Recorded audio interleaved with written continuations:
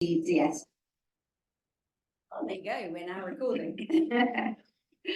So this event is being put on and is being co-hosted by LSE Data Science Institute, LSE 100, and the Digital Skills Lab here at LSE, and is part of the AI UK Fringe, which is a fantastic event series in connection with Amateur Institute's AI UK conference.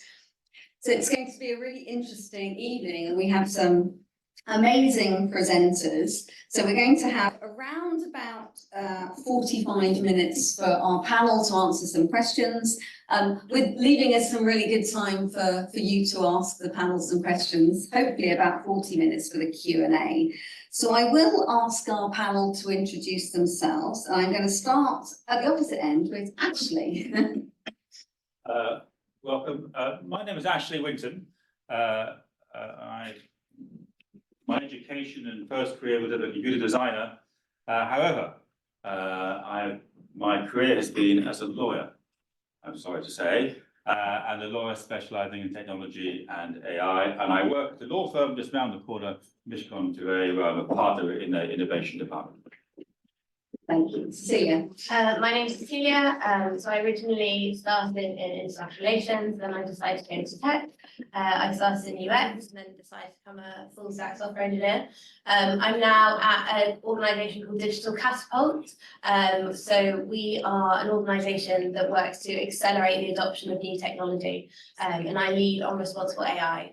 So we work with startups, we work with VCs, we work with government really closely, and we also work with academia and big businesses on how they adopt these new technologies like quantum, distributed ledger technology, VR, AR, AI, IoT, and 5G.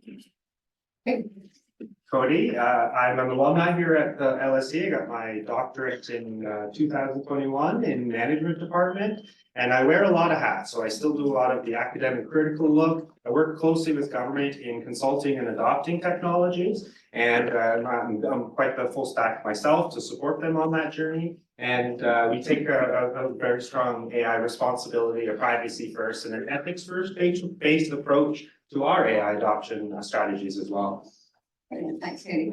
Jillian. Hi, everyone. I'm Jillian Terry. I'm an Associate Professor Education here at LSE and one of the co-directors of LSE 100, which is our flagship interdisciplinary course that all of our first-year undergraduates take during their time here at the school.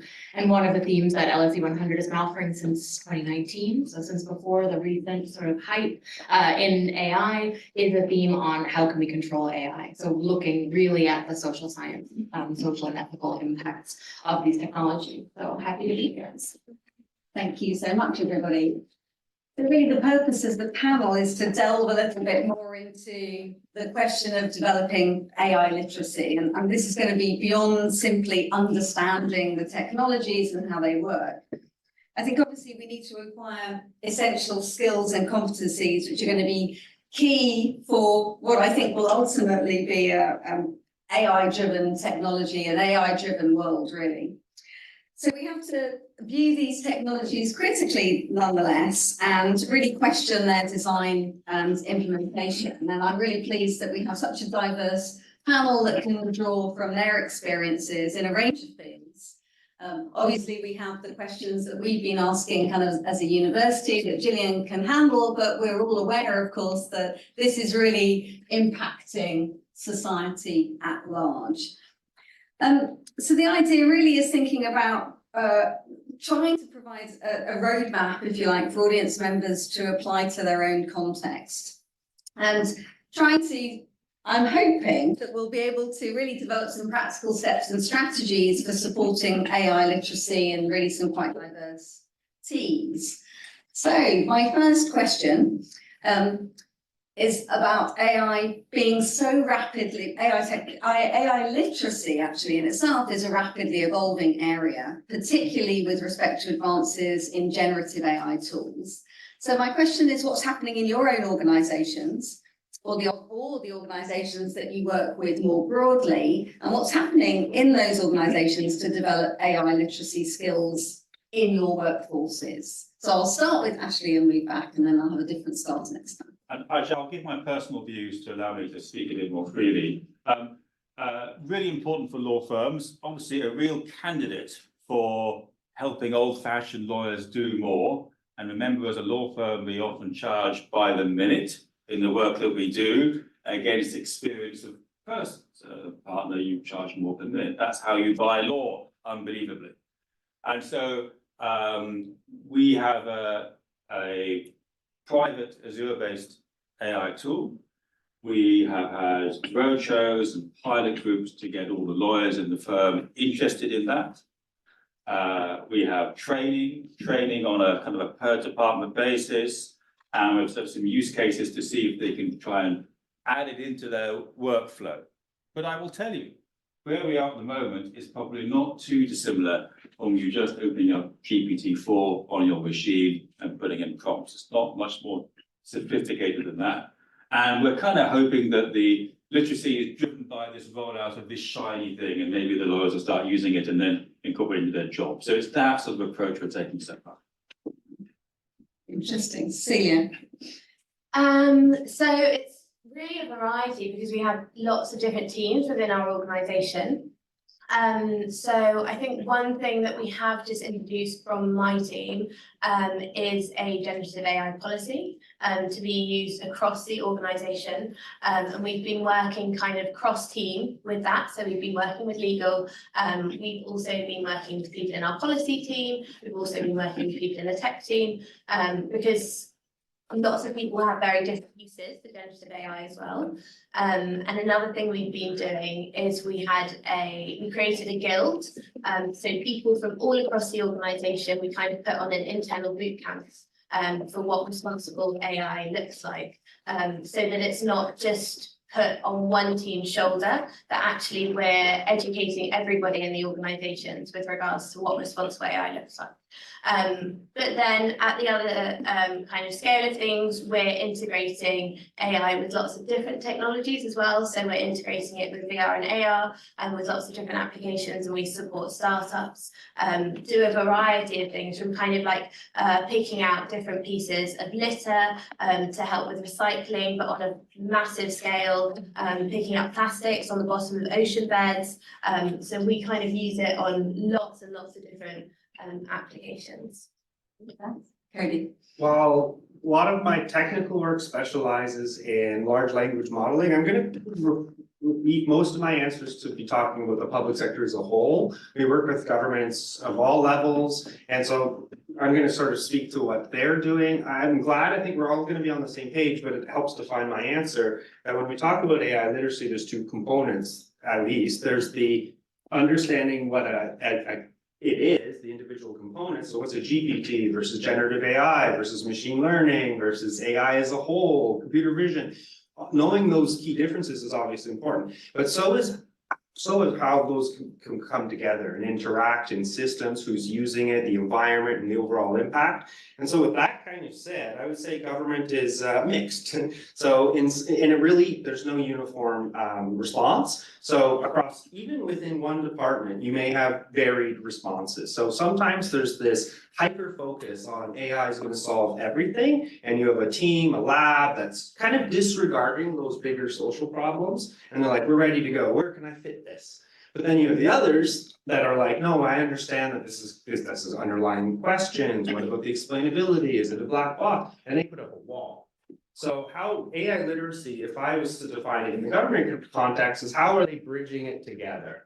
And where the best successes I'm seeing are with 4 kind of very practical strategies. If I can think of drawing strategies that someone can take away from this, I think one is to probably stop talking about AI sometimes and start talking more about data science. What's the difference? Well, data science is a practice.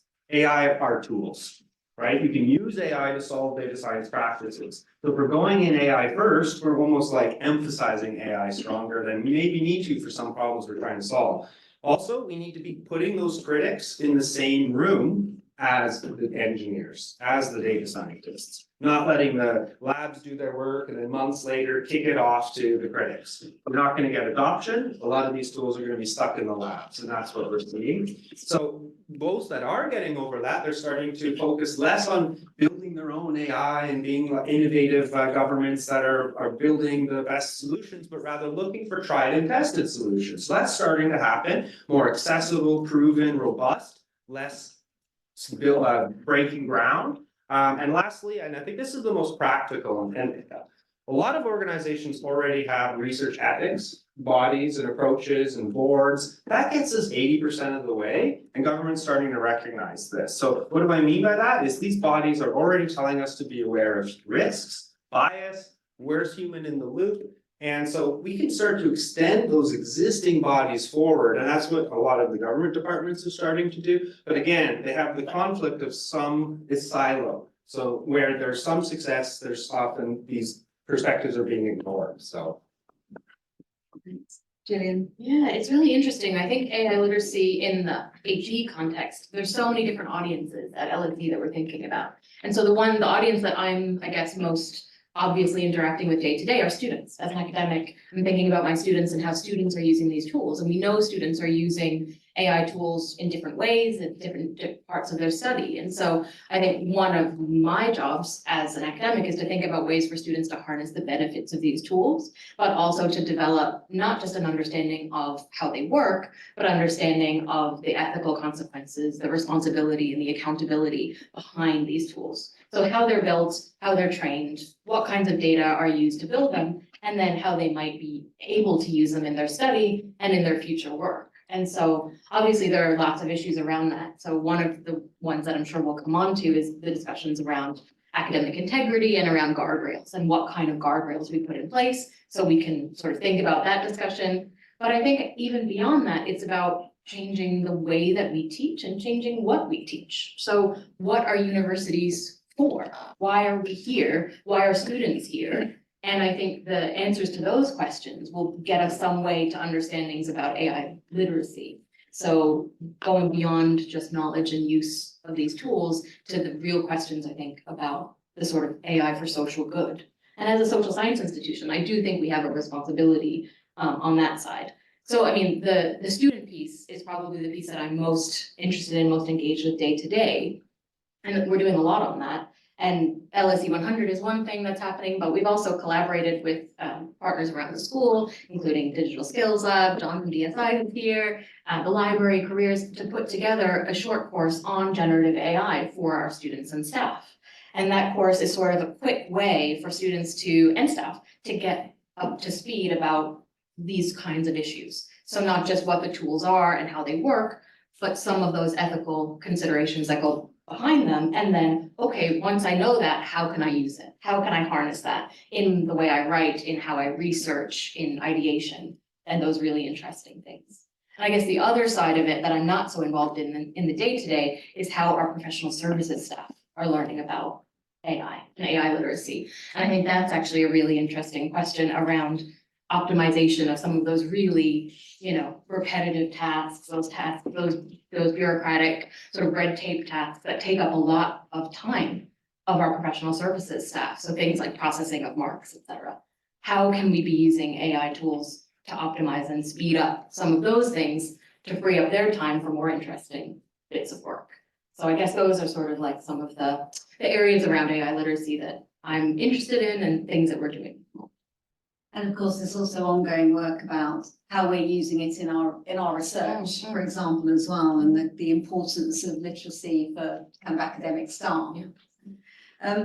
So I guess you touched on the kind of ethical issues and the fact that ethical issues being kind of foregrounded in the training that's being designed here, but kind of in the other sectors, how are you foregrounding, when you're developing AI literacy, how do you foreground ethical and responsible use of AI tools? And what measures should organisations be taking to make sure that happens? Well, in the law, we've got a policy, obviously. Lawyers like policies, we like policies, so we've got some policies. That's nice, isn't it? And it doesn't say anything particularly interesting. I actually think that this ethics thing is going to be a bit tricky to solve until the use cases become quite specialized. Because the policy is really about how people are using the AI, and we're just kind of assuming the AI works. We're just buying the Microsoft version. That may not be true. and there's no, apparently no guardrails or checks or second AI governing models, checking the output of the underlying model. We're just kind of regulating how people are using it. And I think that's a mistake and error, but I think it's a common error with many professional service industries. So I think in practice, we need to wait for two things. One is when we get to more specialist use, say a property lawyer uses it in his or her job, then we might start seeing particular problems of bias or discrimination, and then we can start to address that problem. And then we're probably just going to wait until the safety cards get better from the providers of the underlying models and see what they say. At the moment, they're woefully inaccurate. But if you comply with the law, if you comply with the ITA's guidance presently on AI models. So that makes a work in progress, but there's nothing as a consumer that we can really do about that at present. Thank you. And I did promise to kind of come to Cecilia first with that question, and then it failed miserably. I'm so linear, you know. Cecilia, same question for you. So this is a really big question because obviously my day-to-day is all about this. So there's lots of like buzzwords I could say, like trust, risk, transparency, all those kinds of things. And we get a lot of startups and businesses who say there's over 200 frameworks, where do I even start? Like, how do we practically apply responsible AI? How do we start thinking about it? So I think kind of going on your point, do you actually need AI to begin with? Because also we need to think about that sustainability element, because obviously large language models are using a huge amount of energy. Every time we're using ChatGPT, that is using a huge amount of electricity. So we need to be thinking about that before we even start engaging with AI. The other thing that lots of people also want to do, and it's just a little bit like when we first kind of got digital in like digital organizations, digital first, digital strategies in organization, is do they actually have the data? Because we have so many organizations coming to us saying, we really want to do this, it has to be AI. And we're like, okay, great. Do you have any data? Yeah, we've got it in a spreadsheet, a PDF. We might have it on some other sheets over here. And I think that's really important is, one, have you like succinctly got clean data?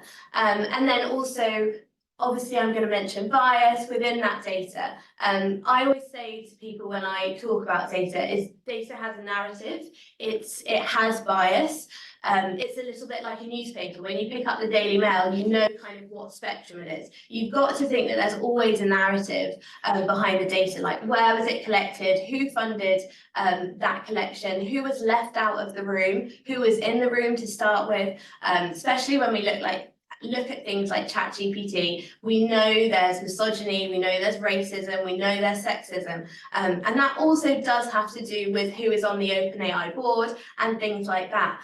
So I think when we are engaging with these different technologies, we need to understand things like that. And yeah, it really needs to be user-led, and we need to be looking at the frameworks, but seeing how is that applicable to us. And there's so many standards, because we know that lots of startups say, oh, we don't have enough money to engage a lawyer. Okay, great, but there's so many standards out there. The Alan Turing, they brought out their own standards hub. Have a look at that. That's super helpful. And yeah, I think we also look at this kind of power of privilege. And that's a really, really big thing, because whoever's designed the AI are putting their own biases on that. And I completely understand, like, we've also got the problem of kind of a few weeks ago with Gemini AI, which was kind of creating woke kind of pictures, and kind of they were trying to go against the inherent bias in these ChatGPT models. So there's a kind of line that you have to toe. So that's a really difficult one as well. But I think if you're actively asking questions, if you're actively seeking kind of literature, standards, just reading up about it, and make sure you see who is in the room, because a lot of startups we have are predominantly white middle-class men. So that's another big thing, that obviously they're going to be excluding certain voices from creating the different products that they're making. Good point. Yeah. That's not a bad thing. I wasn't saying it's a bad thing. They just need to understand who's not in the room. Yes, I'll try to be a little bit practical and I'll zoom in. And again, speaking from the government perspective, how do we foreground dealing with these issues of risk in AI literacy? And for me, a very practical way to look at it is to start with the problems you're trying to solve. So rather than I've got a really cool solution, let's find a place to put it, that's gonna put you on the wrong path. If you're focusing on problems you're meaningfully trying to solve first, it's going to foreground outcomes, impact, where's the risk, did it work, is it not working? You're already starting to ask the right questions. A lot of the times government creates this little innovation lab that's just trying to come up with all these things without actually asking what is the solution we're trying to solve. There are some practical, like, yeah, there are hundreds of checklists, so there's no one right one, but if you're asking yourself and equipping yourself as a practitioner to solve real problems, you're on the right track. Just be honest and open about the approaches you're taking and be open to new ones. But we were asked to try to introduce some disagreement here in this panel, and it's not on that. It would maybe be on the idea that some of these, like large organizations already have mechanisms in place they're ignoring them. Research bodies exist that are asking these questions already before AI existed. So it was really confusing for me to see not all governments, but some governments say, okay, for this AI innovation lab, don't worry about the privacy, don't worry about the AI, the research ethics, the impact on humans, the sources of data, we'll worry about that later. That's probably the wrong approach, right? We need to be bringing those conversations together up front. So the engineers the labs building those tools are working with those who have critical perspectives right there to solve real problems. So I guess to just sum it up, let's focus on real problems when we're turning to AI, and maybe it's the right solution, maybe it's not. Can I just say something in response to that? I think that's so, we were literally talking about that today, about including it right from the beginning, because otherwise you are firefighting at the end. So it's so important you are having these discussions right at the beginning when you're building those products.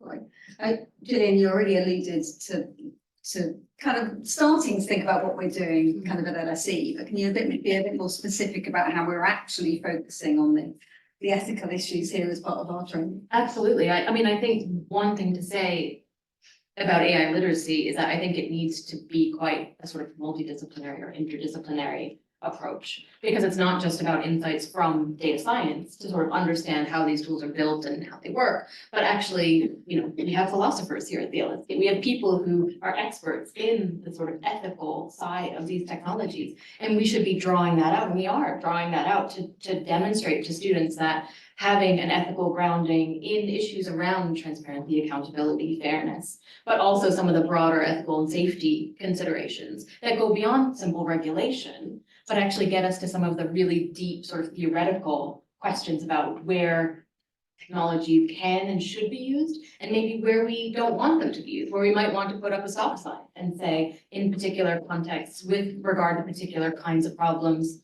I don't know, I'm thinking here about an area that is close to my research in international relations and the use of warfare, right? And the use of lethal autonomous weapons, for example. And there's been a lot of calls to sort of say, actually, let's stop and let's actually not use AI in this sphere, despite questions about accuracy and despite, you know, these sort of calls for precision and things like that. So I think that equipping our students with those kinds of theoretical insights are actually really important in order for them to look at these tools and think about how they're used. So we can do that in lots of different ways. I mean, we're doing it in our teaching, certainly in LSE 100, and around the school, more and more academics are getting involved in this. But I think we also have this sort of fundamental question as social scientists about critically evaluating our sources. And this is something we've always taught our students, right, as a fundamental part of their study. And so to me, teaching that about AI tools, generative AI tools in particular, isn't actually that different. So if we've always taught students to critically evaluate your sources and where you're getting your information, then actually shouldn't we be doing the exact same things with something like ChatGPT or other tools? So for instance, if we're thinking about innovating when it comes to assessment design, we can have assessments where we say, great, use ChatGPT to create this piece of text, or use ChatGPT to create this piece of code, and then critically evaluate it, right? And we know that people are doing this around the school. We're already seeing colleagues designing assessments that ask students to do those kinds of things. And for me, that's how we teach the sort of ethical, critical lens that we want students to have. But isn't the attribution significantly harder? In those, I mean, you don't know where the source really has come from. I mean, it's still tricky, isn't it? Well, yeah. And I think it requires students to then lean back on their knowledge and expertise. So it relies on them knowing the sort of foundations of their discipline or of social science more broadly, and then thinking about, right, how can we actually critically assess, is this the kind of source or is this the kind of information that I want to use?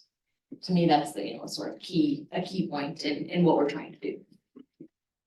We have a professional services version of that, and it's unfortunately it's not something that I said, but it's a shame. This is a brilliant thing. So a senior partner at a well-known, super aggressive American law firm was asked about generative AI, and he was asked, well, will you be using ChatGPT to create your briefings for your submissions to the court in the US? And he said, well, here at so-and-so, the best US law firm in the land, our understanding is that the AI generates really good average writing. We are in the business of exceptional submissions. It would never be good enough for us. So he wanted to, and that's right in litigation, certainly. You need to take a position that's away from the orthodoxy. That's what the client's paying for you to take. So that would certainly not be good enough. By definition, if your result is the best average answer, that is not the one you want, the argument you're advancing in court. You need to think of get those edge cases, that logic and reasoning to bring it up to that superior answer. Otherwise you'll make no headway. I'd like to add to that would we ask would we replace doctors with GPTs that are trained on past data? That means you're asking medicine to be trapped in time. Because now we're basically saying, what we know is truth is based off of what's trained into this data. Well, how do we, if we're no longer equipping ourselves to be doctors and find new solutions or problems or be exceptional writers, then we're always going to be grounded down to that and trapped in the past with all the baggage that comes with our past. Yeah. Although I guess some might argue that some of this is generating new knowledge as well and adding to the, I think that's obviously a debate to be had. And I think to Ashley's point, I mean, how long until we're at a level where creativity and originality and those higher level, higher order skills, that exceptional writing is possible, is very much the realm of a tool like ChatGPT or Copilot or whatever it is. Well, actually, can I ask you two, because I know you said before that you both use ChatGPT for coding. So I don't code anymore. So presumably you would need, looking forward a few years, the Copilot generates code, it doesn't work. You might have lost the skills to figure out why it's not working. That's going to be a problem, I guess. I agree. Yeah, and also I would say that you don't have comments. So there's no comments in your code either. Oh, right. I can get it to add comments anyway, that's not. And it can also bring with it innovation solutions, right? Because sometimes we come up with new ways to solve old problems. And if it's trained on Stack Overflow, as an example, you're pulling from old solutions. Well, it'll be interesting to see what some of the audience kind of comments on some of this later, I have to say. So kind of moving on, I'll come to Cecilia first. So for a non-technical specialist working in any job, what should they be excited about in terms of how AI can enhance or improve the work that they do? Oh, good question. So for a non-technical person, what should they get excited about? I think that kind of space of creativity. So for example, I was writing something about the AI end-to-end adoption journey. What's the kind of classic thing for businesses and how do they do it? So I kind of typed that into ChatGPT, obviously gave me lots of answers. And also I kind of was changing certain words to see if it gave me different answers. And I think that from that happened in about, let's say 5 seconds. And then from that, I was able to do a massive brainstorming session with my team about these top themes. Like I knew them already, but I didn't have to kind of rack through my brain, get them all out. And then we had that time for that creative space. So I think there's that side. And I think there's a really interesting kind of playful side of things, because I think I worked at Google and a big thing was all about play. So, I mean, think about kind of what you would think in a movie, but we had people like going down corridors on hoverboards. We had like mini motorbikes going down the corridors, and that's a huge element of what I think it will allow this space to be, is that kind of playfulness, like playing with ideas that ChatGPT definitely cannot do. So I think people should be excited about that, having that time to kind of increase that, let's say, brainstorming, playfulness with whatever kind of work they're doing, technical, non-technical. And hopefully that's where that kind of innovation, new ideas can come from. Okay, how about for you? Okay, it'll be a bit cliched, but the Industrial Revolution started with this little steam engine. It took generations of innovation before it had a meaningful impact. I have a feeling we're a little further down the road. We're not at the very beginning of the data science revolution, but it's exciting though, because we're leaving those initial labs and we're starting to get some tools that are a bit more robust, a bit more predictable. And even behind the proprietary companies that are pushing the edge, there are open source alternatives not far behind that anyone can access on Python. Bloom GPT, for example, BERT is available on Python. So this is creating a space where new interfaces are appearing, where non-coders can start to play, touch, interact, not even prompt engineering, but other endless opportunities to combine different algorithms together, but also interfaces to support everyday people to solve everyday problems, not just coders. So I think we're at a very exciting period in that respect. Yeah, I think that's where I'll stick. Gillian? Yeah, I mean, I think it comes back for me to one of the things that I mentioned at the start, which is this idea of automating or optimizing or using AI to help us deal with the more burdensome tasks in our jobs, whatever those are. And so thinking back to my PhD, and this we talked about before, but you know, a tool like Perplexity or SciSpace, which, you know, one of these sort of research AI tools, would do my literature review for me, or would help me to do literature review in a fraction of the time I spent at the start of my PhD. Would have saved me a lot of sleepless nights, would have saved me a lot of time. And so actually, and the literature review, yeah, sure, it's an important part of my doctoral work. It's not the most interesting part. It's not the most creative part, the most original part. And I think for me, the most exciting thing that we could offer in terms of AI for non-technical specialists who are just out there, you know, working in jobs, living their lives, is to automate some of those more burdensome tasks and to actually give people some time to not work and to think about other things, to play, to have fun, to, you know, create outside of their jobs. And I think that's a really interesting space we could dive more into, and I think we will dive more into, because we are at the sort of start of that journey.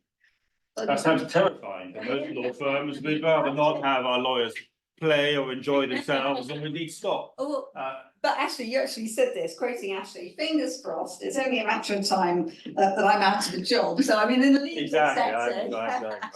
But I'm near a retirement age than you guys, so I don't mind.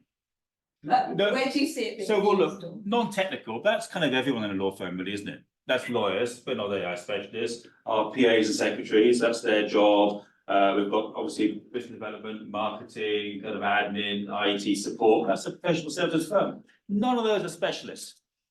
I'm going to take a slightly contrary view. I think that actually we should not burden all of these good people with some complicated rules and policies about ethics or checking the AI model. Oh, once you get technology right, you should be able to use it without a manual. Hence Apple products, that's their thing, isn't it? It's supposed to be usable by a 3-year-old onwards. That's what we should be aiming for. If there are problems with bias, discrimination, use for purposes that are not required, then I think the AI or second AI model should be having that oversight and give you the tap on the shoulder, say, hang on, are you sure about this answer?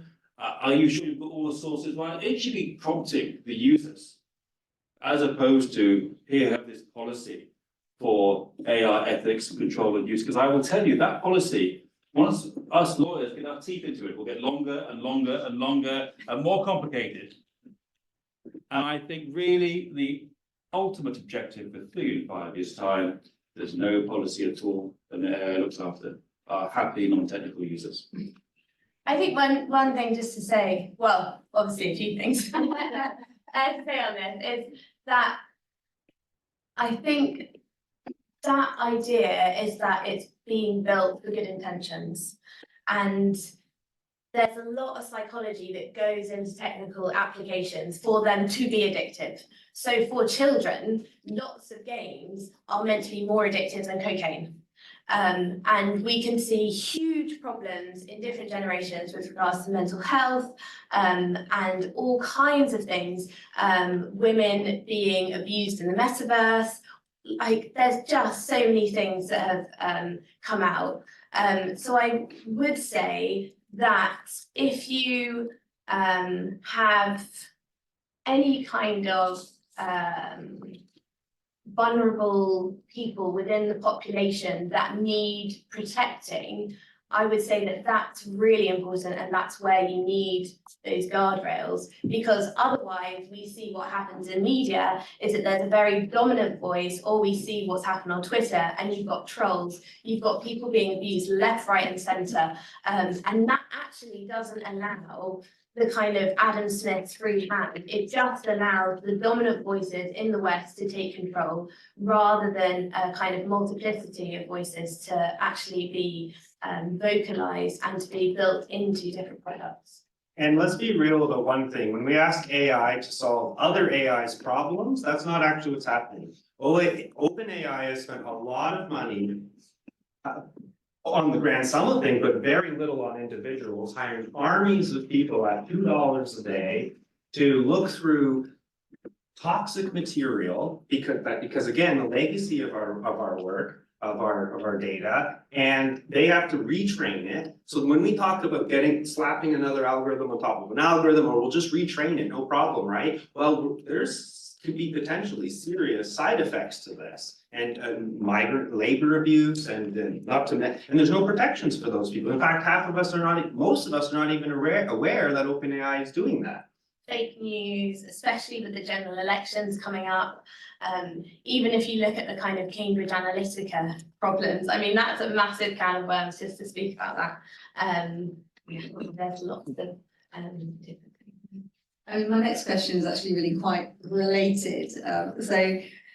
Here at LSE, I think our initial discussions were all about academic integrity and plagiarism. I say initial, I think that these are actually ongoing discussions that we're having around the kind of misuse of kind of AI and what we can do about that. And are those discussions happening in kind of other sectors, and how are those concerns being addressed about how you do kind of have those guardrails around that? So Cody, to you first. Sure, integrity is absolutely present in the government context when we talk about the use of these tools, but it's very mixed, very siloed, again, within countries, within departments, within sub-departments. So for instance, the UK has a reputation for being fairly laissez-faire when you go abroad, whereas Italy came down hard on ChatGPT and the use in government. India was very laissez-faire and recently reversed course, like within the last couple of weeks. Canada started a little bit more on that sort of regulatory side of things. I'll come back to the Canadian example in a second. Integrity, if in the government context, you're trying to use data for a purpose, like building services or answering real problems, then we have to make sure we're using the right tools to solve those problems. So of course we have the traditional problems we've always talked about from traditional data science, like where's the data from? Is it explainable? Is it black box? How do we negotiate with it? Is it auditable? But when Gen AI came in, it took things to the next level. So the Canadian government has come out with a practice for the use of Gen AI that explicitly states, if your purpose is for authoritative results, that's the word they use, Gen AI is not for you. Do not use it. Why? A lot of people are not necessarily fully aware that what's unique about Gen AI versus traditional data science, we ask it to give us the most probabilistic and deterministic answer. Same data in, same result out. Why? That gives us confidence, it's repeatable, it's robust potentially. Well, and external eyes can repeat the results as well. With Gen AI, we introduced something called temperature, where we're actually asking it to not always give us the most accurate answer, deviate a little. Why did we do that? Because it creates more colorful language and it looks more human. We don't pull up the most probabilistic answer ourselves when we're answering things. We're very complex. So it looks more human. But what does that mean? We're asking certain machines to not be fully accurate. So when we're helping a government take insights about, say, 1,000 clients or citizens' experiences a week, summarize what they're talking about, should we be relying on a GPT that's going to be not authoritative? It's going to be a little bit lying, a little bit wrong, or should we be relying on other tools? Still plenty of data science tools available to us that gets us a little bit more of authoritative results. So when the minister is saying in front of the public that we need to do this or that, there's confidence that that answer wasn't just a hallucination, as it's often called.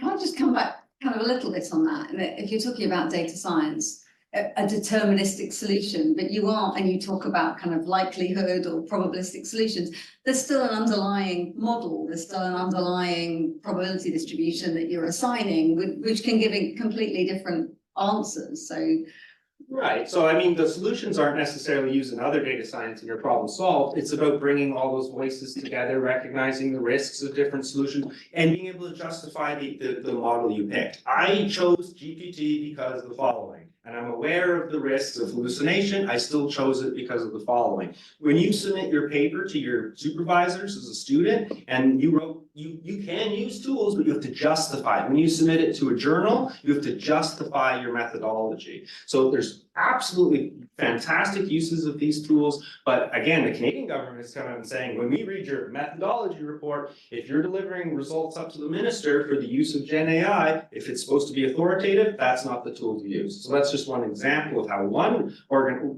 context is engaging with this issue of integrity. Can I just ask on that, is there any enforcement mechanism for that? So, you know, the Canadian government saying, well, you can't use ChatGPT, but. But you think about civil servants who are time poor, underpaid, overworked, overcommitted, and they're being asked to draft reports, email, whatever it is. What's the enforcement? And is there any, and then also, is there any training from the point of view of those teams, you know, to actually engage with those tools and use them? I mean, it's really interesting to hear the sort of government. Yeah, the good news is there is training. The Canadian School of Public Service has been ahead of this for long before GPT, trying to bring the competencies in, developing workshops. And again, you want to bring the technical and the non-technical into that same room. You don't want different training for different people. So yeah, I'm quite in agreement there. So yeah. But no enforcement. Yeah, so the enforcement piece though, there is, again, I want to keep leaning on this. We keep forgetting. Research ethics exists. We have to give it more teeth. One thing that grinds my gears is seeing certain government departments that say, AI department, you have an exception.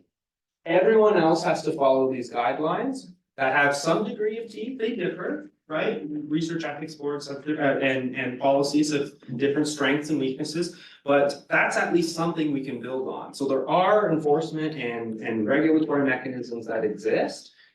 Do they all use? Again, some choose not to. And so that's the conversation we need to have. Is that appropriate that we can make an exception for a sub-department, for example? So Gillian, how are we dealing with the academic integrity issue here at LSE? I mean, you could speak to this better than I could, Emma, because you get the bird's eye view of this. But I mean, I think it's been really interesting to sort of watch the last year and to see how much we've developed sort of in terms of different policies and, you know, LSE's sort of federalized structure means that we have differing views around the school. And so we have departments and courses taking their own, you know, permissive or less permissive policies. I mean, I can really only speak to the context that I work in, I guess, which is how we developed our policy for LSE 100, which is quite permissive and sort of lays out for students the different kinds of uses that they might encounter when it comes to generative AI tools. And then says, look, you can use generative AI to brainstorm, to ideate. You can use it to search for information. You can use it to organize your thinking, to help you refine your writing, but you can't take generated text verbatim and put it in your assessment. And that's sort of our red line, I guess. And of course, the enforcement question very much is still the case for us, right? And how do you do that? And we ask students to submit a declaration along with their assessments that says, you know, if you've used any generative AI tool, any AI tool at all, declare it here and describe how you used it, why you used it. And students are engaging with that process and they are declaring certain uses, right? Permitted uses of the tools. We had one student just say ChatGPT in that box. So we went back to that student and said, so how did you use it? Tell us more. What did you use that tool for in preparation for your assessment? And actually he provided us with a chat log and said, this is how I used it. This is what I did with the tool before I submitted my assessment. Now, did he have other chat logs that I didn't see? Maybe, but I guess that sort of enabling students to think about there's research ethics, right? The academic integrity questions that sort of center around this, and then enable them to make declarations of use and acknowledge and cite that use, I think is at least the way that we've gone. But certainly that's not the view of the LSE more broadly, and there are, you know, less permissive views, I would say. So I mean, Ashley, you've touched on it a little bit, but how about within a kind of a law firm? I like the double backlog trick, that's a good idea. Now, look, I'm not suggesting. no, I understand. So now, law's different, right? Because do we really care that much about plagiarism? Think about my job, I might negotiate a contract with the rival law firm. That work product is a work product of two rival firms. We probably started from a contract that someone else probably drafted originally, so it's a composite. So that bit's perhaps not so much of a concern. It's a concern that the output of our work is correct, otherwise we'll get sued. That's why we have to carry insurance by a matter of law. But there's a very related puzzle that is very interesting to us. And I will delve into a little bit of law, if you don't mind. We license in that model from OpenAI or Microsoft or similar or someone else. Now, it is reasonable to suppose that those models are a hotbed of copyright infringement. They have scraped the web. That's not allowed in many countries. It's not allowed under the UK law. There's no fair use for copyright infringement in the UK. Do not do your scraping in the UK. So, if we buy ordinary technology, Microsoft Exchange or any bit of software, in the license we get from Microsoft, it will say, we will indemnify you as in protect us from any third-party lawsuits against us as users of technology that is infringes someone else's intellectual property. Otherwise, we wouldn't buy the software. You don't get that protection when buying AI. And moreover, if you buy it from Microsoft in the Azure version, they require you to put in your prompts particular language before you can use the AI. And one of them is, do not include verbatim any copy that's in the model. Another one is an anti-jailbreak. It says, use further prompts that interfere with these prompts above this line. And so that is a concern, because if we have, say we have output in marketing material, probably most likely what might happen, that's verbatim copy of something else, we might get sued for copyright infringement. So the integrity is very important there. But as for the ideas and the concepts, no, we don't worry about that so much in our daily. Can I ask, is it true that lawyers are being disbarred for using ChatGPT to submit their cases in front of judges, and they're uncovering fake cases? Yeah, I mean, there's some good examples, particularly in the US, particularly where they've asked ChatGPT to write something and it's made up cases in the footnote, and the judges looked at it and said, hang on, this isn't a real case. But I bet you that if you look at the history of submissions, there's probably human errors in prior submissions as well. So at the end of the day, you need to have human review because people want to buy a service that's better than the ChatGPT. That is free. So if you're going to be spending £1,000 an hour on law, you want it to be better than the thing that's free. So you'd expect someone to read it, surely. Cecilia. Can you just repeat the question so I make So sure? it was kind of more around academic integrity and plagiarism and how you're kind Okay. of dealing with that. So yeah, I would say with the plagiarism, so we run a lot of accelerators for different startups. And one way, because we ran a startup a few months ago and we did get a lot of ChatGPT answers, a lot. So this time we kind of went the other way. So we put the questions that we created into ChatGPT and kind of what they call in a bit like cybersecurity, kind of red teamed it. So we made sure that ChatGPT can actually answer our questions. So I think that's a way to think about with regards to plagiarism. So actually use it if you are asking certain questions and get cleverer than it, essentially. So use questions that they can't just do something. So for example, we were saying, can you give us an example in your startup of your experience of where you have done X, Y, and Z? I mean, ChatGPT can't write that. And if it does, and we get 4 of the same answers, we're obviously not going to let them onto our accelerator. Another really interesting thing that I was listening to the other day, and it's a tool that was being developed by the University of Chicago, is actually for artists. So it's going on images. So there was quite a lot of illustrators who were suddenly finding, basically within months, that their work kind of stream was being completely reduced because of generative AI. So what they were doing is very slightly altering the mathematics of the images and kind of putting a veil over it so it couldn't read it properly, so that it couldn't actually be used by generative AI. And there's lots of different things like that happening now. So artists, rather than actually taking a picture of their work, are taking a kind of snapshot video of what it looked like right at the beginning when they're painting it. So I think we need to think out the box with regard to plagiarism, and we need to think also about how we don't allow our stories, our work to be used within these models. So also, for instance, Instagram own all your images as soon as you submit them onto that platform. Then you put hashtags, so you're actually doing Instagram's work for you because you're labeling it for the actual models. So it's all these kinds of things. Think about how you're talking to your Alexa or all these kinds of things. You're feeding the models. I'm not trying to kind of create like a doom and gloom model, but just think that actually you are part of the creation of these models, the more and more information that you input into it.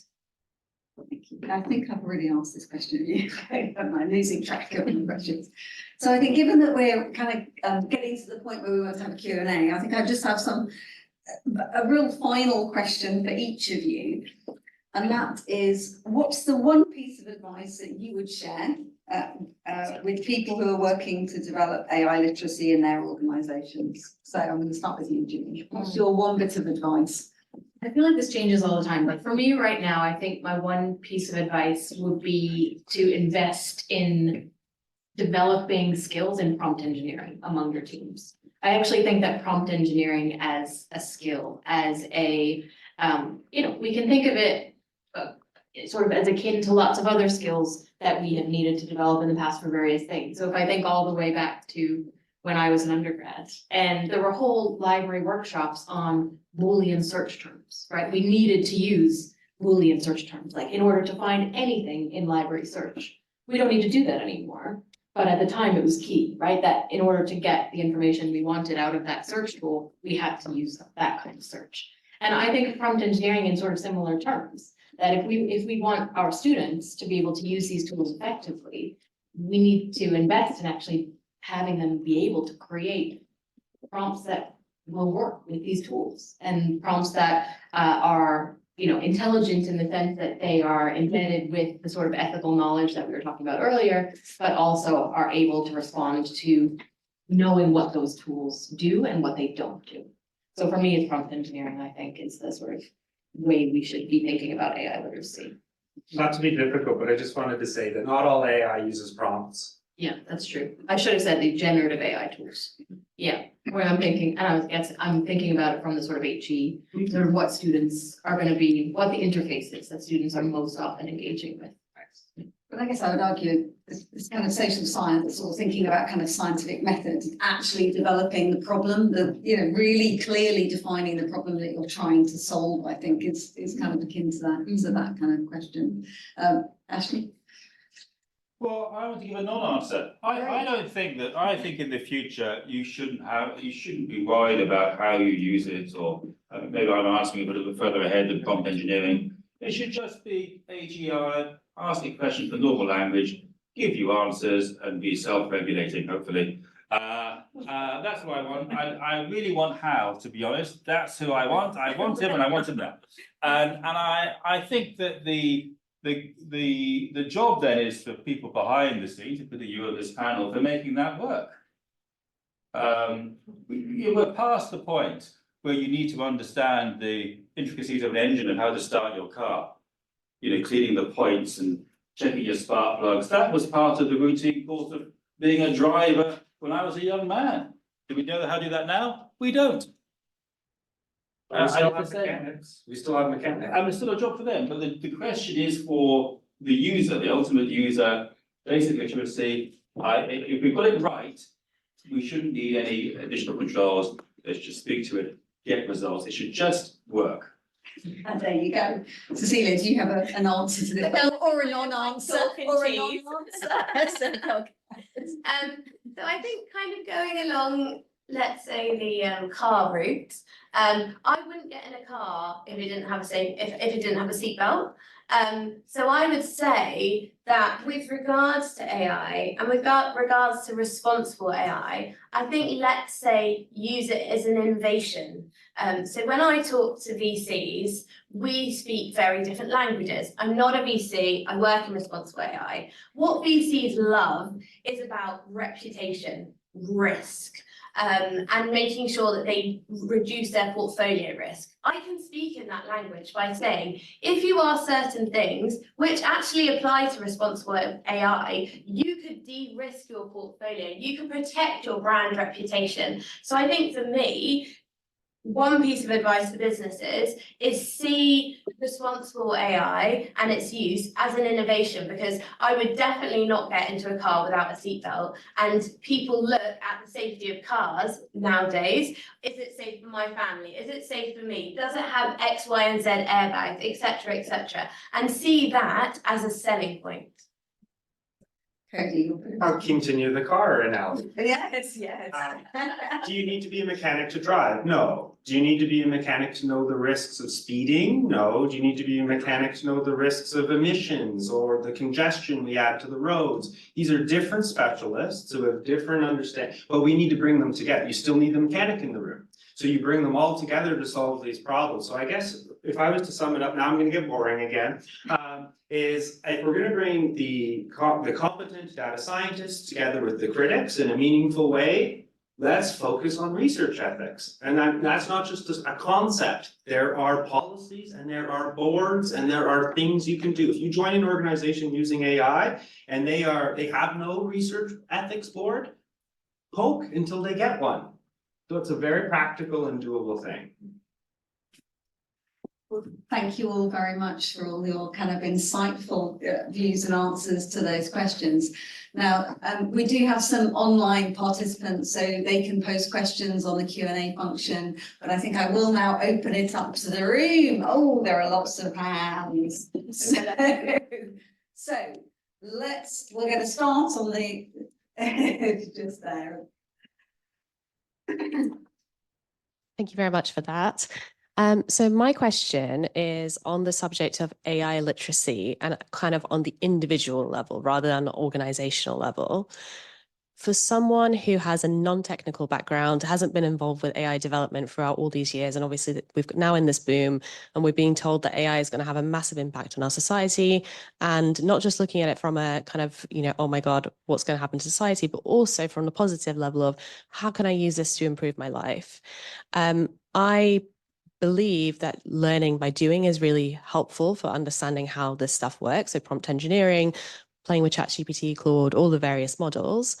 Apart from playing with generative AI with that chatbot interface, what else would you suggest for a non-technical person to do in their spare time to kind of be experimenting, playing, and trying to maybe solve some of their own pain points, but they don't know how to code? So Who would like to take them? So there's loads and loads of free courses. So actually Harvard have a complete series of different videos talking all about AI. So that's a really good, I would say there's so much free information. There's another organization called Free Code Camp. There's lots of different things to kind of upskill yourself. So I would say like look at all the free courses that are out there, because a lot of people want to make this accessible as much as possible. And there's a lot of different organizations like working really hard on this. I guess I'd add that tools will emerge tomorrow and then the next day and then the next day that are easier and easier and easier to use. So keep your eye out for those. If you really, like, because I thought I heard the question, maybe you're not wanting to do the code itself, and that's completely normal. So there are ways you can get involved and learn and see what's being innovative by using some of the interactive tools. Some of the tools I've been working with, for instance, 5 times the code is in the front end. The buttons, the interfaces, it makes it look pretty, it makes it look easy. The back end is pretty standard now. That's where innovations are gonna keep pumping out, so keep your eyes out. There's large language modeling that is freely available right now. I know for a fact, bias, I got some of my own that you can access, so that's what I would say, is Python and R and these tools are being made accessible to non-coders every day, and that will continue. So do you suggest learning how to code still? Does everyone need to be a mechanic? So I think if you feel like you have to learn to code and you don't want to, you don't have to. But if you want to, absolutely. I guess it's worth also saying that there are lots of tools in different sectors and areas that are being built using large language models that aren't sort of chatbot. So I mentioned Perplexity and SciSpace earlier, and those use large language models on the back end, but you don't sort of interface with them in a chatbot style. And so for me, in research, those are the kinds of tools I go to. And I think finding those tools for whatever you're interested in is one maybe other route to take. So if it's sort of, okay, I've played around with ChatGPT, I know what that interface feels like, but what other tools are being developed out there that are using those large language models on the back end that might help you in, whatever interests you in life or research or whatever. Yeah. There are also so many podcasts, like whatever your kind of learning method is, there's loads of really interesting YouTube videos, there's loads of podcasts, there's, just any kind of platform that you're using, people will be talking about stuff. Lots of people on LinkedIn, all kinds of areas. I Lots of recommend- AI digests every morning. Every morning I get mine. Yeah, it's brilliant because you can't keep up to speed with what's happening, but it's people's jobs to be writing things or to be telling you exactly what's happening. So yeah. I have 2 more examples. One is 2-minute papers on YouTube. Wonderful. Yeah, okay, good. And the other is Research AI. It's a large language modeling tool that's free for everyone. So I would ask to get started. So I think that would be helpful. Can I mention a very basic suggestion? Something that I use myself, and this is not an advert for it. But there's a service, a company called product called Poe, POE.com, and in it has a whole bunch of different models, including the open source ones, proprietary ones. They're now able to charge, of course, for the ChatGPT for or similar. And so if even at that basic level you want to see, well, hang on, by this sort of prompt, what will different models get me? Or you want to try one-shot analysis, I've got this text I wanted to analyze. It's a nice, easy way of trying a whole bunch of different competing products and see what results you get. I just find that quite informative, partly because we might find that the proprietary models, with their increasing number of guardrails, might start to give different results from the open source models. And that might just be really interesting to watch over the next kind of 6 months or a year. Absolutely. Next question. I'll do 2 more in the room and then I'll see if we've got anything online. Thank you very much for the panel. It was fantastic. I really appreciate it. I work at the Turing. I'm doing my postdoc over there. Like we're always having this kind of very nice discussions about it. And I really like the car analogy because I think that like there was like a key word there that is safety. And I mean, I wanted to ask your opinions about like the different kind of perspectives about like AI safety around the world. No, I mean, like, so obviously now here we had like the AI Safety Summit last November. The UK will have the AI Safety Institute I mean, like they already have started, I think, but like now they're gonna kick off now. The other day I was, for example, reading about the Collective Intelligence Project and Claude. I mean, like, and everything that is behind Claude. So there is like a proper constitution that is like community based and so on.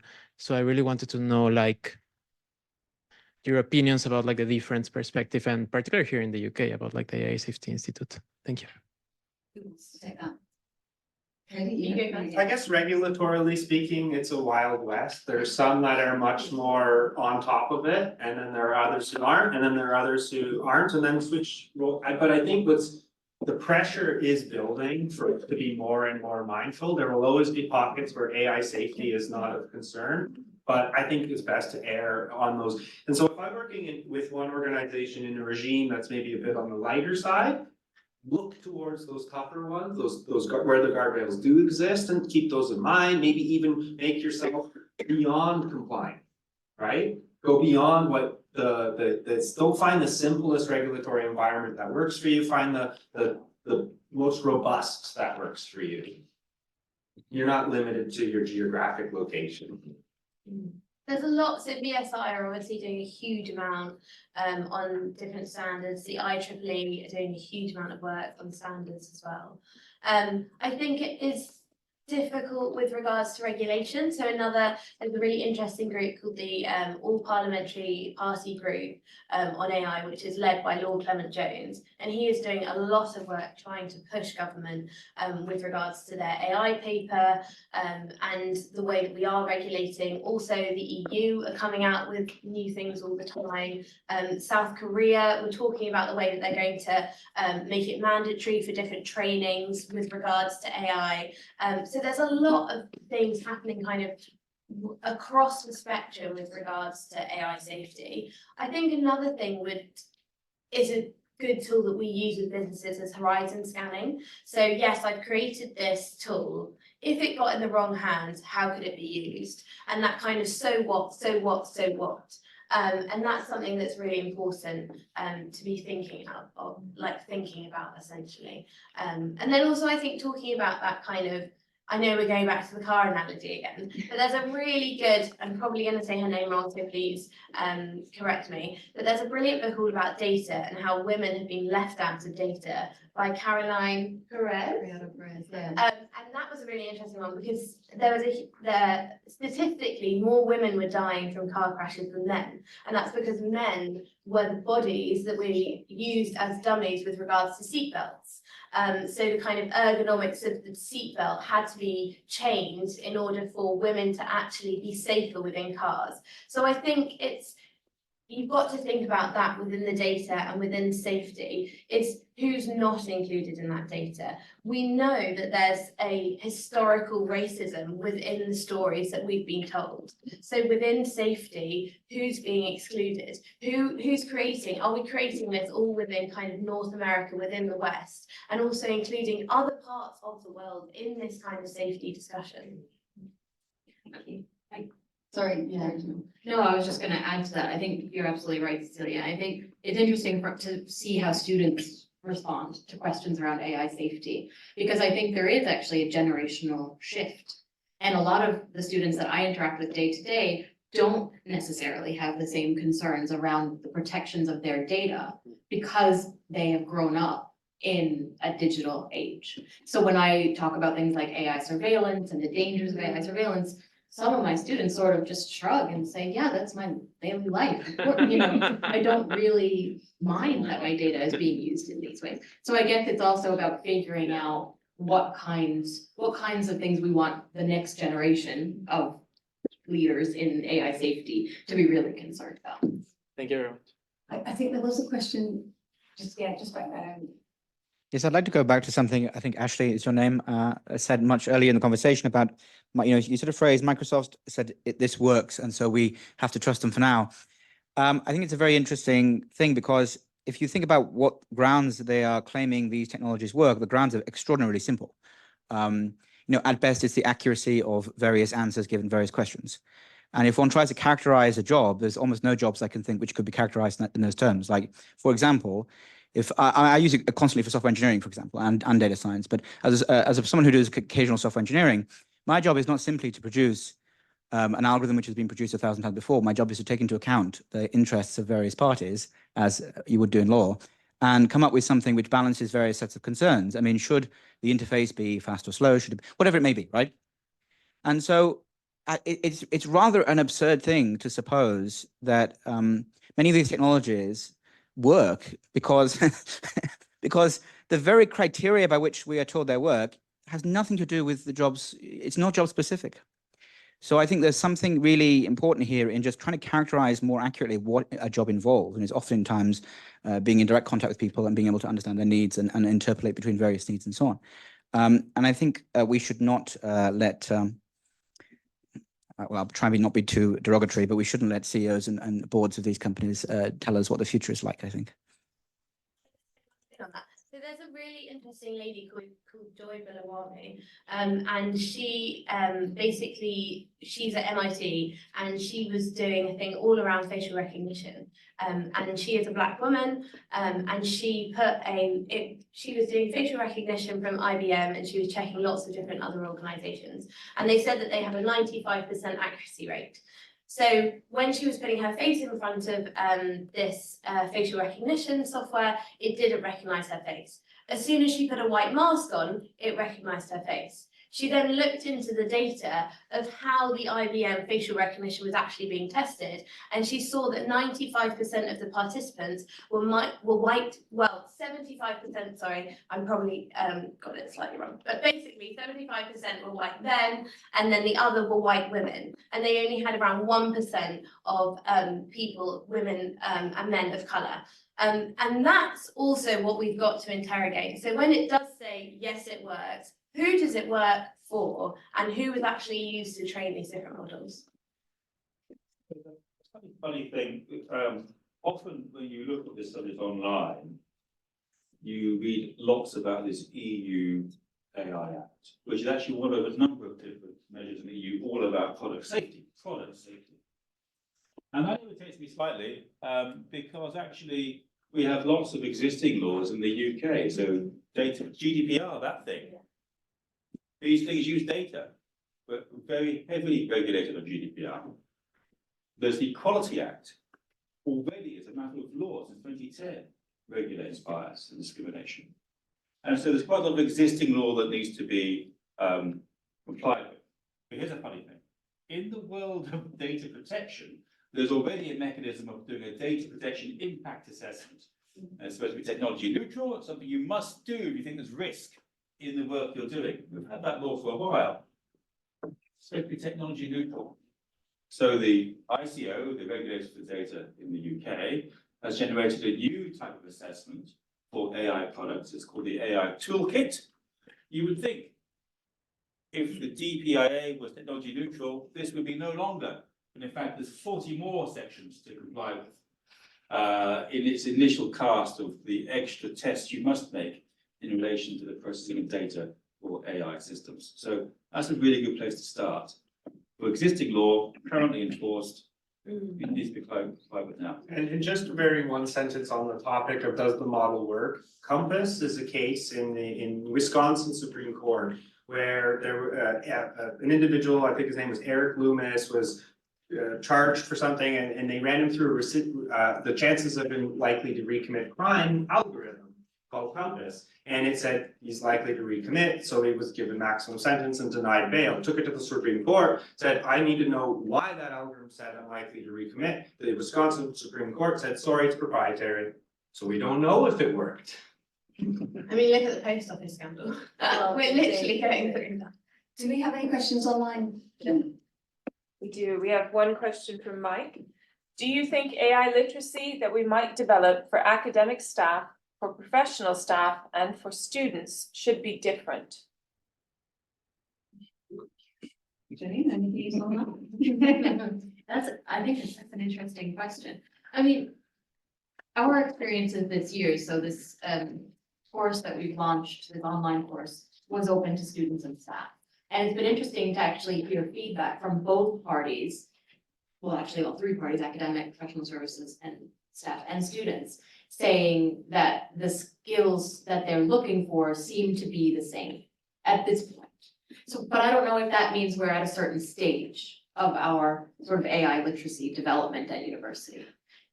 And I suppose that it's back to the point about, we need to be thinking about the problems that we're trying to address really and focusing on that rather than, I guess, then it's going to be the different tools depending on it's kind of specialist technique.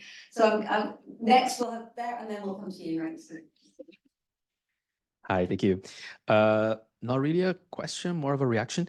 So Ashley said something about when you use GitHub Copilot, for example, to code, people might lose the ability to actually code if something goes wrong. I just wanted to say that that's something I've been observing in a research study that I'm running. So the Genio project that I run here at LSE with other colleagues in statistics, we're finding that we look at chat logs that our students are producing every week. And the first half of the term, we didn't intervene at all. We didn't say anything. And we noticed that the students who were coding, was a coding-based course, and relied too much on ChatGPT, they had no idea what they were producing at all. But it had the resemblance of something that was finished. So they submitted that, and it performed very poorly. Not because the use of AI is permitted and everything, but they had no idea what the code they were writing looked like and what it should look like even. Like they had no frame of reference. As opposed to those who were using it very well, they performed brilliantly. Like it was even better than, like they were using AI the right way. So I believe that that's the case. Like that, yeah. If you don't know the basics, you will go even worse if you use the AI. Just we a were reaction. talking about that earlier. I mean, I use it quite a lot, but I had already gone through the pain of learning to code. So I think that it's true. So I think Yeah, especially with bugs, because if you can't read your code, you're never gonna know where your bug is. And frameworks change. They may be trying to use old frameworks. If you find your lawyer surprisingly cheap, they're using AI. so. I think we're here, and then I'll come back to you for a moment. Thanks for taking your time this evening to come here. It's been very insightful. I'd like to play devil's advocate for a minute. You use the car analogy. I'll use a spaceship analogy. So during the space race, a lot of health and safety was kicked out of the way because it was a race to space. It was a race for supremacy. We're now in this AI race. You've pointed out rightfully that government should make some companies adhere to a level of ethics.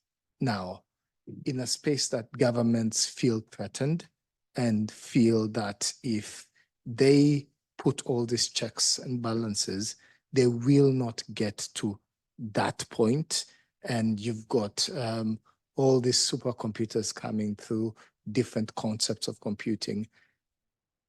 Do you think government will and should, in this particular context and space, adhere to these policies at the risk of being left behind? So Great question. yeah, I want to jump in on that if possible, because absolutely that was the Cold War and there was an effort to be the number one. But what I'm seeing is that if we don't take that AI literacy of, like we talked at the very beginning, if the stakeholders aren't in the room, that tech is going to break down. So for 20 years, I heard that, or for 10 years, I heard that the leader of data science and supercomputing was a certain regime abroad that disregards a lot of these checks and balances. But today, they're not considered a leader in the race. So how did that happen? It's because these checks and balances actually make these things doable, adoptable, acceptable, and that's key to this. And I think that includes the space race. If we're sending people up into space and they blow up, then we're probably going too fast.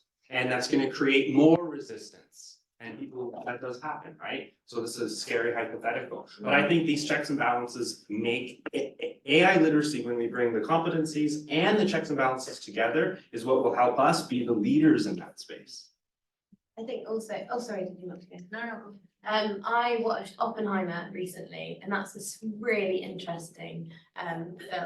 And essentially, the guy who was kind of spearheading it, as soon as it was out, he then wanted to essentially bring it back so people didn't have access to it, because he saw everything that happened in Nagasaki. He saw all the different things and the human impact that had. So I would really agree with that. yes, I'm not trying to be like doom and gloom, but I think what I definitely learned from the kind of Oppenheimer story is once it's out, you can't actually bring it back necessarily. So I think it's all our responsibility who are creating it, who are working with businesses. We have to make sure that someone might come knocking on our door and say, why did you let this happen?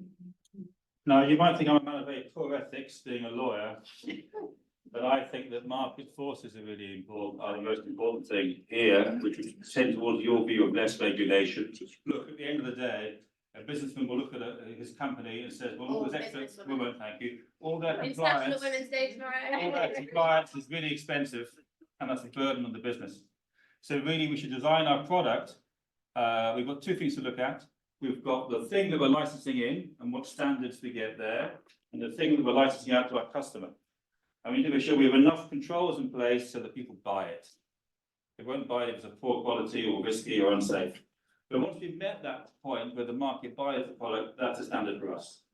Knowing that we'll probably get the thing at a lower standard, and the differences are assumed risk, and we measure that against our profit. So it's a mathematical, capitalistic view. And I fear that that level of safety might be lower than the ones that you would like, kind of a social. I would like to add, there's regulation, but then there's frameworks that are more voluntary or community or decentralized. It doesn't need to be a market versus state conversation necessarily, and I never once said regulate. But that's very interesting, so I appreciate the question. I think there's like an international perspective here as well, and I'll put my IR hat on for a second, because if we think about the space race, so much of that was tied up in sort of geopolitics between countries, right? Whereas the tools that we're talking about now don't respect borders. We're not going to restrict access.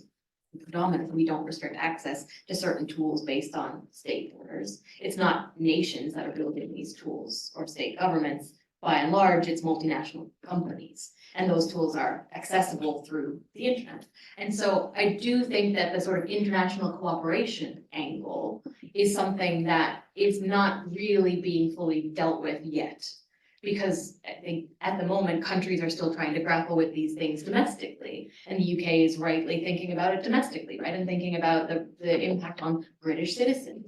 But actually, what is the role of international cooperation? And so here I think, forces like the UN, if you're a sort of optimist for international organizations like I would like to be, that they play a massive role in allowing us to develop those frameworks and developing regulation that sort of sits across some of these different national contexts. But don't you think what America has just done recently by saying it's deliberately trying to slow China down with the chip or to stop China from developing AI?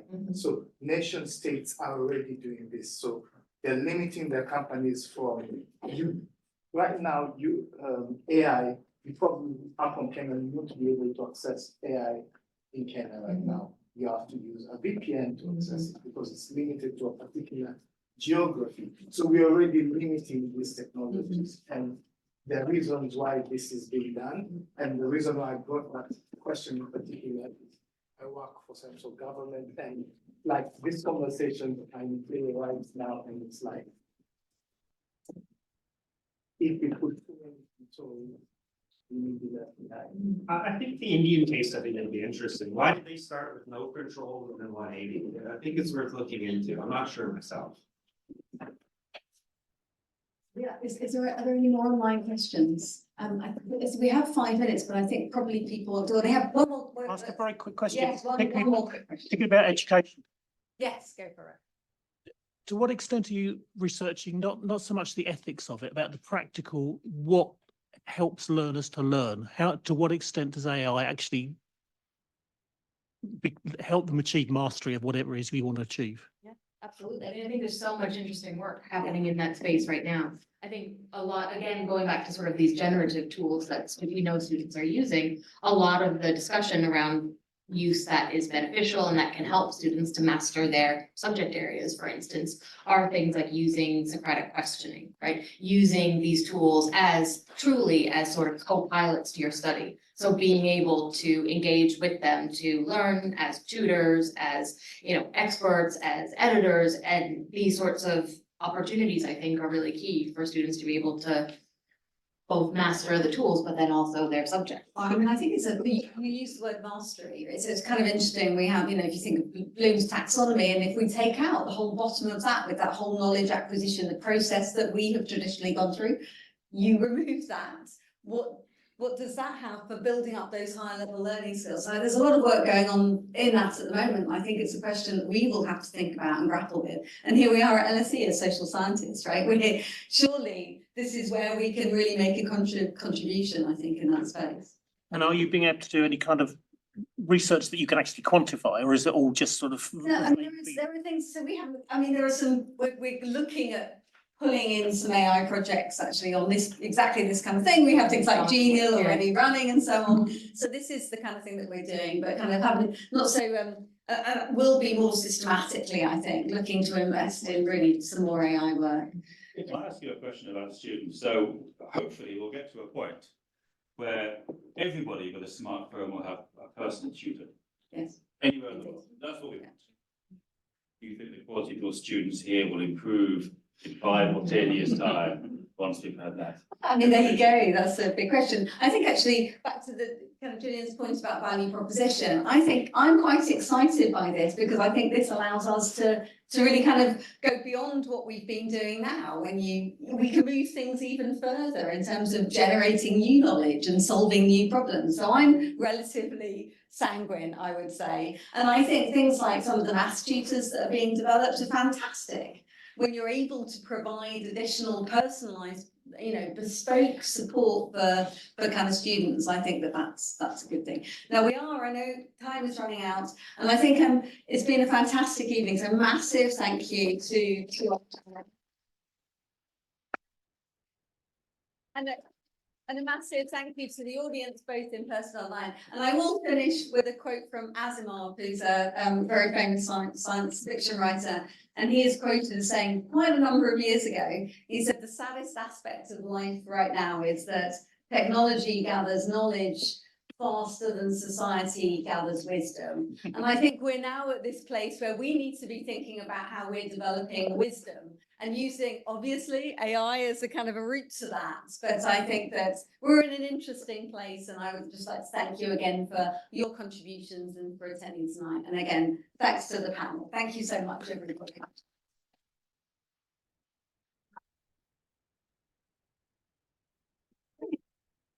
Students from 6